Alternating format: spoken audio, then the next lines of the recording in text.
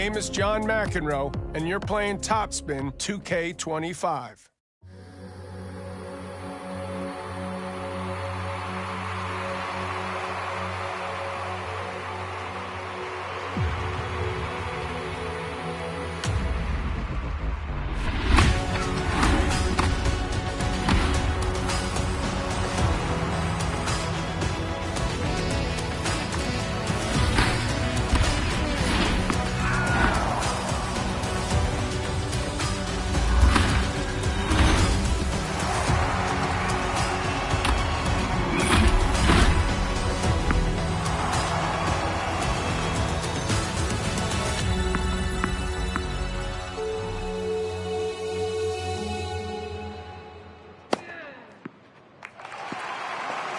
All.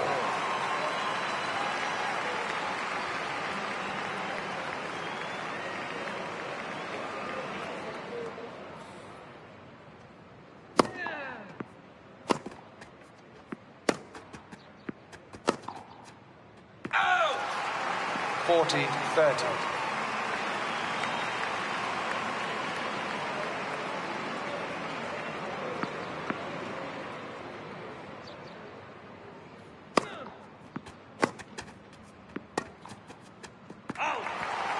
Deuce.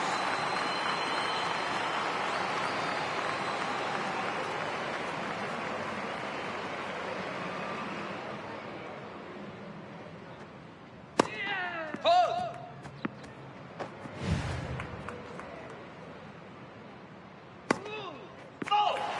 Advantage, Federer.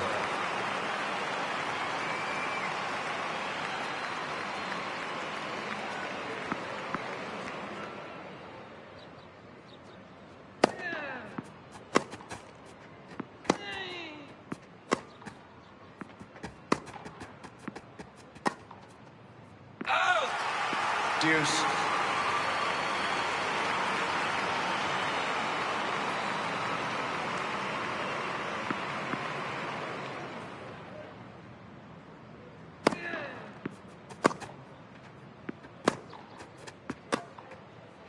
Out. Advantage, Murray.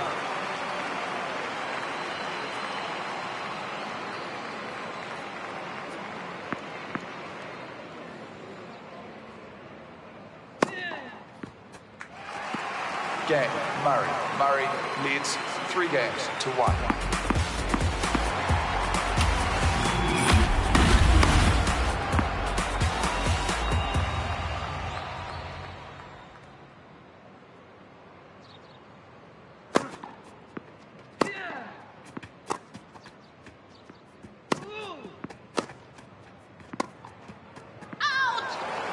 Game, Federer. Federer leads 5 games to 4.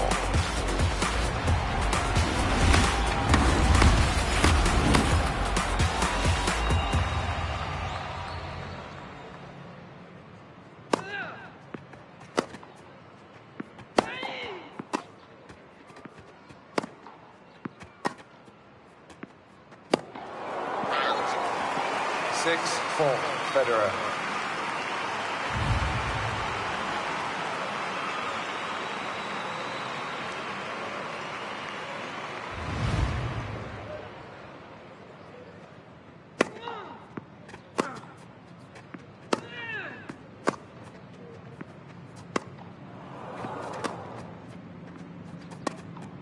Out. 7-4, Federer.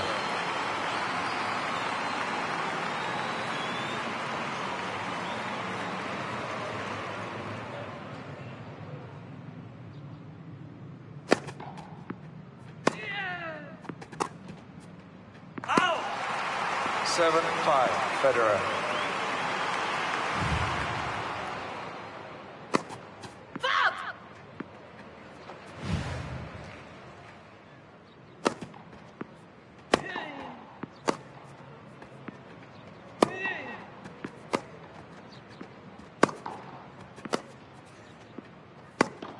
Out.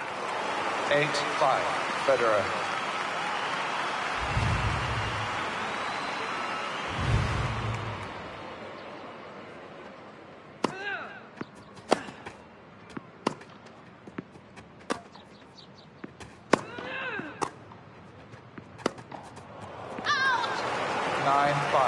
Federer.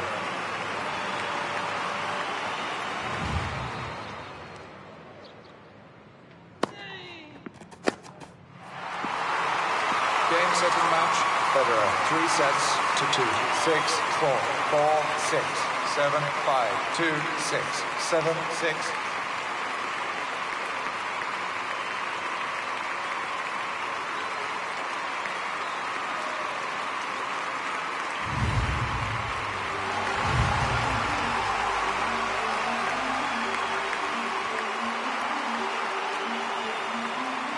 The greatest victories in tennis require years of hard work and countless hours of practice to be able to perform under pressure. All players start here. There's no shortcut to becoming the greatest of all time. I can help you start your journey in the TopSpin Academy.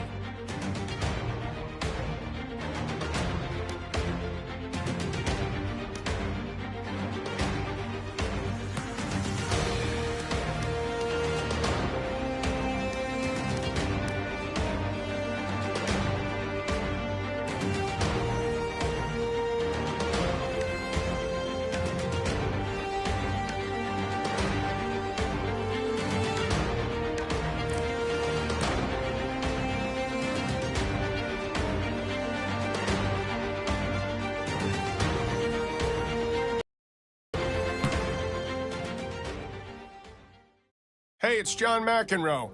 I'm the guy setting you up on court today. I'll be helping you play the greatest sport on earth. Let's get started with the basic lessons. First off, we're talking about how to move around the court and how to hit the ball. Let's watch a demonstration, and then you can try it out for yourself. In this demo, you'll learn how to reposition on the court and how to hit the ball back to your opponent.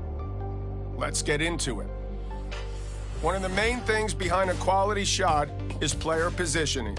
To get a better position, always try to move back behind the baseline and to the center of the court after your swing. That way, you're best placed for the next shot. Standing back and letting your opponent's shot bounce will increase your chances of hitting the ball back at the optimal waist height. Use the move input to move around the court and reposition in the center of the court behind the baseline after each shot. It's a pretty common mistake to stay in no man's land. No man's land is the area just inside the baseline up to the service line. Hitting the ball from here is hard. There's less time to react, and chances are that's where your opponent's shot will bounce to. A ball hit at your feet just before or after the bounce is always going to be tough to control. If you want to hit the ball after the bounce, it's best to stand farther back. Get close to the baseline and allow yourself some extra time to set your stance and get a comfortable shot from the waist. That'll get you some extra control and a more effective aim on your next shot. Now the player's back in an ideal position. Let's see how to deal with an incoming ball. Look, it's not rocket science. Press down on one of the shot inputs and release once the ball's getting close. That's how you do it, playing with style. Okay, so quick recap. This is the stuff to take away from today. If you think you've got all that, we can move on. Start off by hitting a few balls. Great, nice aim.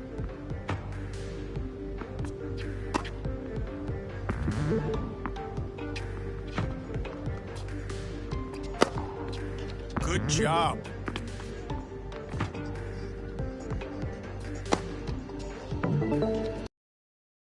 Turn to the center of the court behind the baseline to get ready for your next shot.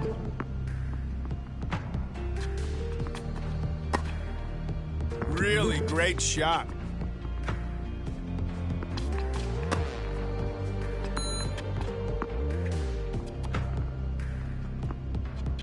Remember to try to hit the ball when it's around waist height.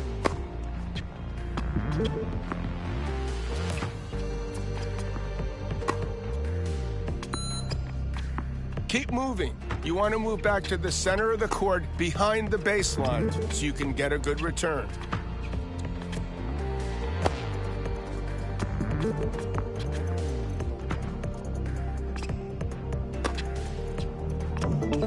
Great work. Moving back to the center and staying out of no man's land are pretty vital, so keep that up. If you want more lessons, I have plenty here for you. Don't be a stranger.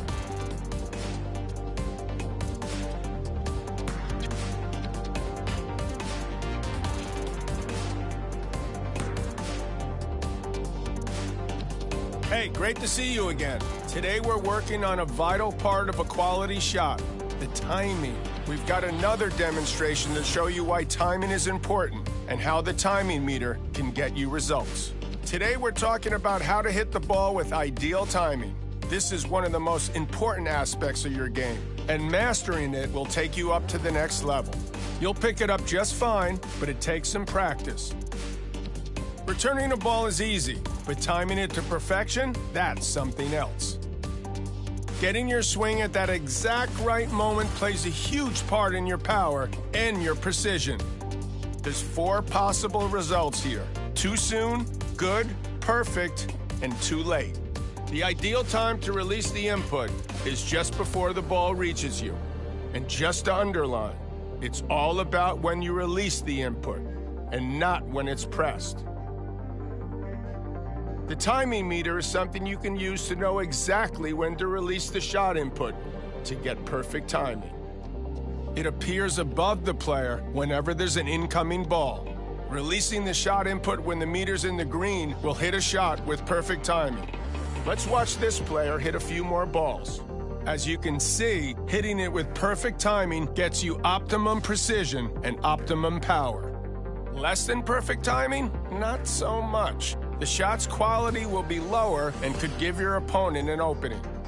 Release the shot input way before the ball gets to you or when it's gotten too close. Then the timing will be too soon or too late. Those shots are more likely to land into the net or head out of bounds. Okay, so here's a quick recap on what we've learned here. You think you got that? Let's have a warm-up. Hit a few balls, then we can focus on timing. You're making great progress. Now I'm looking for shots with good or perfect timing. No pressure.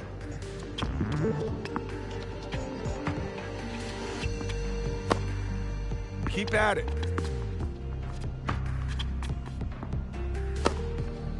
Try to release the shot input when the timing meter reaches the end.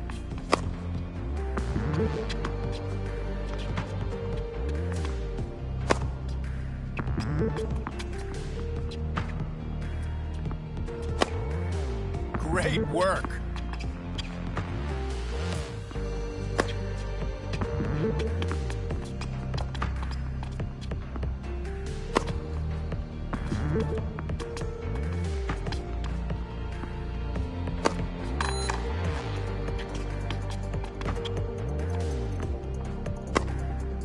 Release the shot input when the timing meter hits the green zone.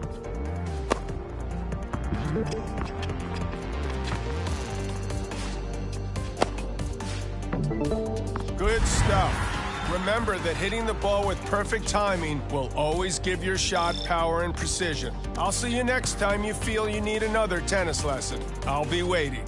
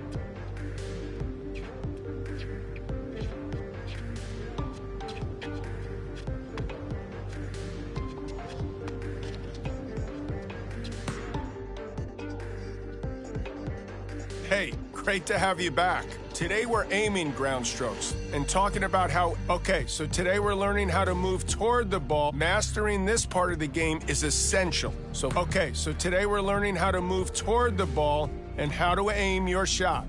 You'll also learn the aspects of aiming quality and how to make your shots land close to a line. Before you know it, you'll be hitting winners left and right.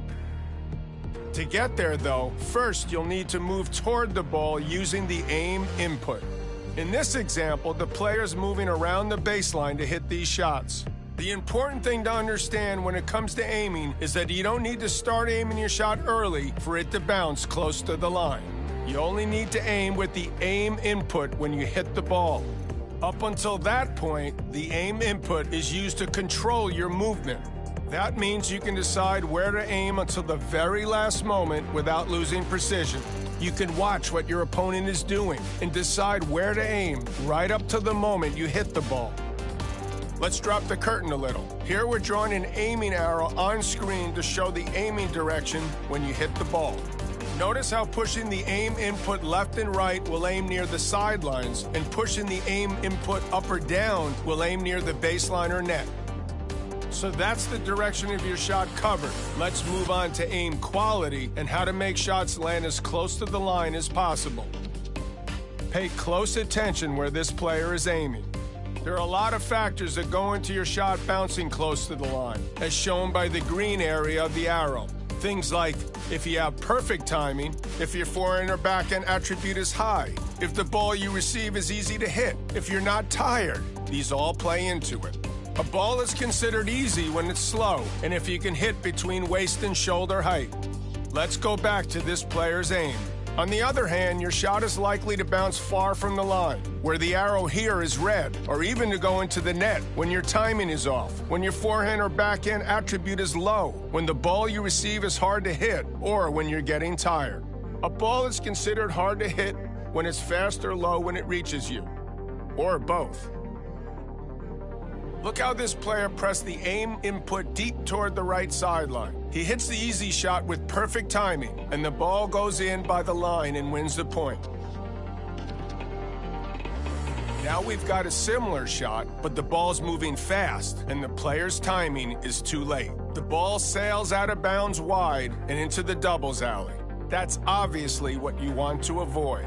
Next, look at this guy with high forehand and backhand attributes and how well he aims.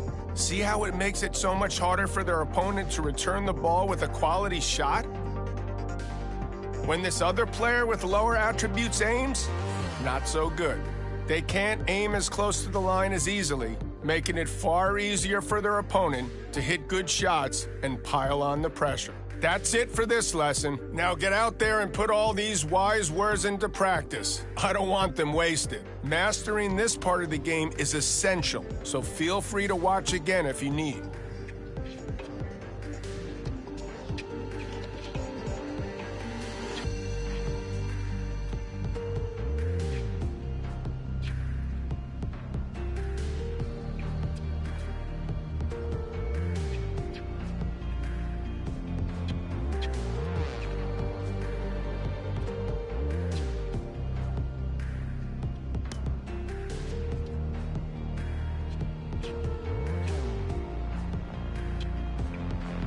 Here you can see an aim arrow, like we saw in the demo.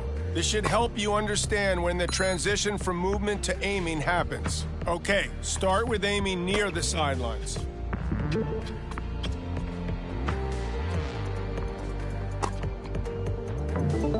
All right, good. Now aim deep toward the baseline and short near the net. Yeah, you're really getting this.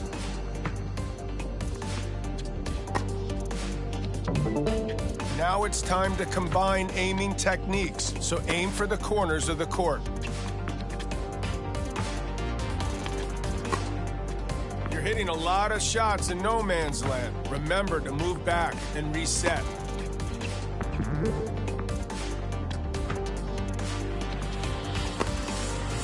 Good job.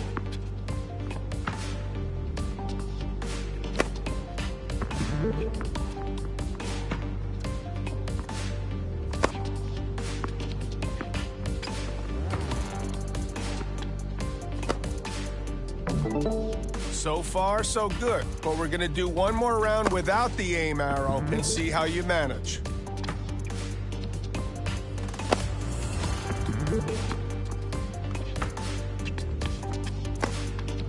You're making great progress.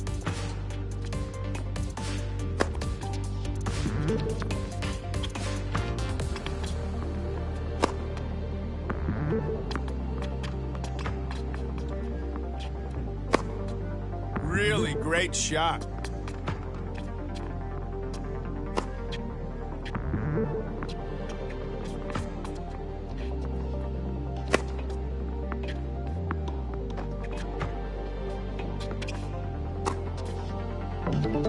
That was great.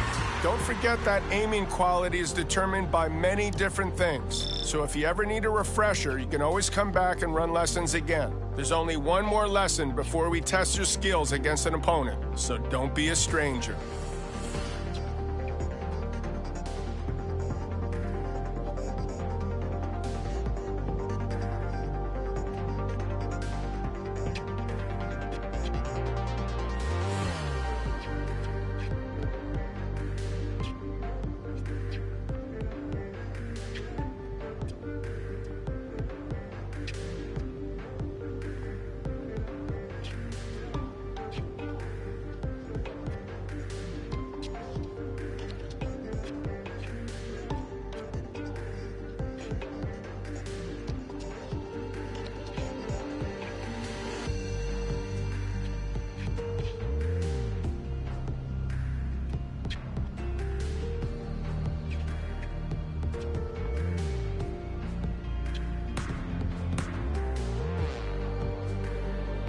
Hello again.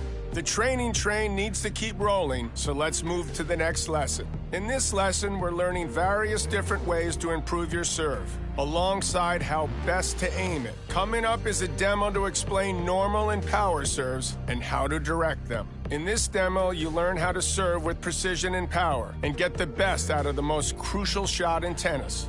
There's multiple different ways to serve. Here we're going to cover normal and power serves, which are initiated by pressing or holding a serve input. Releasing the serve input early triggers a safe normal serve. Accurate, but not very powerful. Holding the serve input until the power indicator appears triggers a power serve. It's more powerful, but also harder to control. Next, let's look into how to aim and to pick the spot where you want the ball to land. If you don't push the aim input, the ball will bounce close to the center of the service box.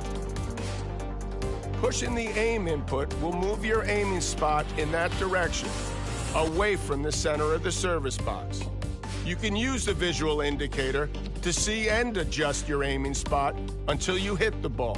You only need to aim with the aim input when you hit the ball. Now that you know how to select your aiming spot, it's important to know what determines how close or far the ball will land to that spot.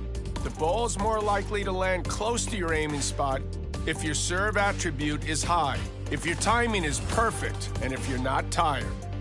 If your serve attribute is low, if your timing is off, or if you're tired, the ball will have a wider spread around your aiming spot. The shot will be less accurate. Okay, so let's get the rundown on what we've covered here. Do you feel you've got the measure of normal and power? Let's start with some normal serves.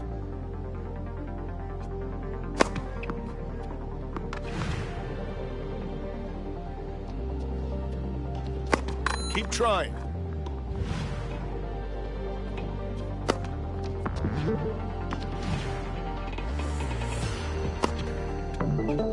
Okay, time to move on to power serves.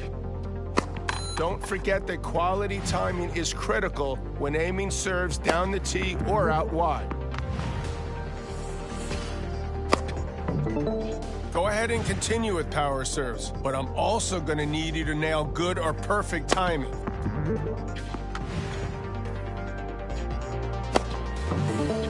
Now hit a normal or power serve into the highlighted area.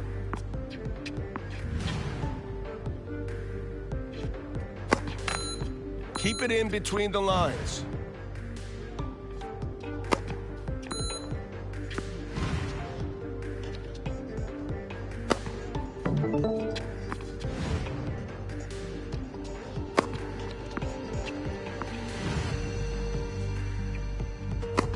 Great. Nice aim.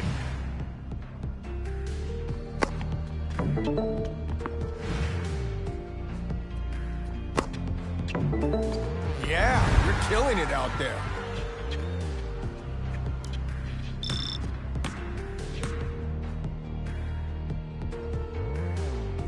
This is going to be an exciting lesson. You're going up against a real opponent. Let's take everything you've learned so far and put it into practice. Remember to keep moving and position yourself correctly on the court. Pay attention to your timing and aim your shots to make them difficult to reach for your opponent and to open the court for your next shot. Now I want you to show me you understand everything we've covered so far. Play some points against an opponent and show your progress.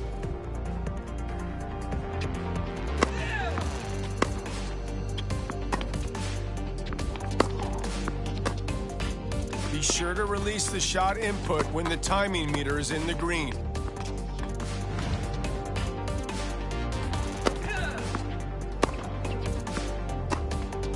Try to release the shot input when the timing meter reaches the end.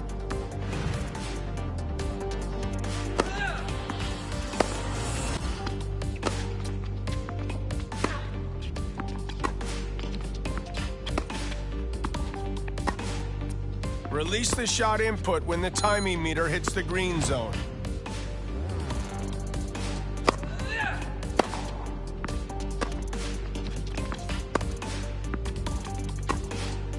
Be sure to release the shot input when the timing meter is in the green.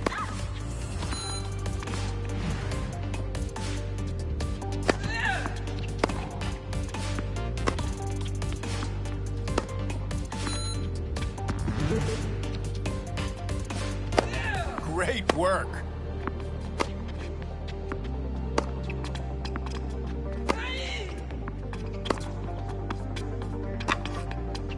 Try to release the shot input when the timing meter reaches the end.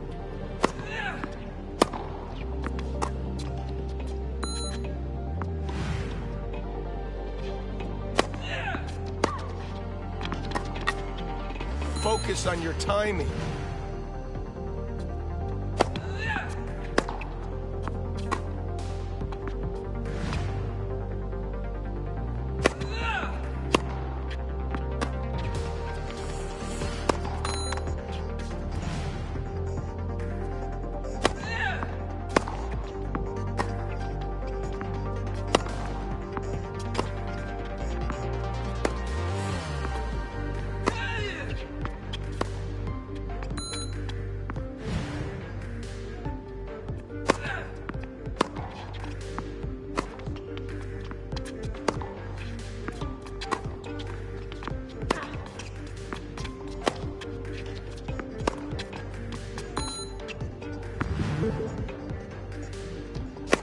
You're making great progress.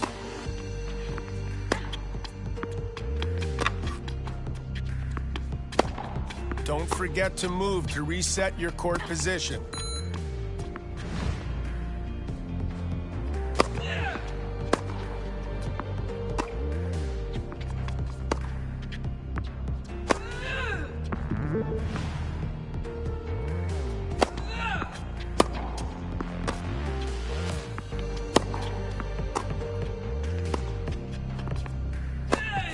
Great. Nice aim.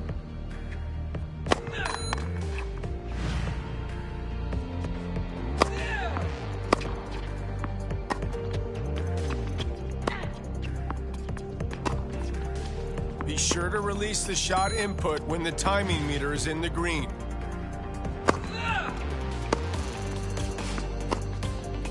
Really great work out there.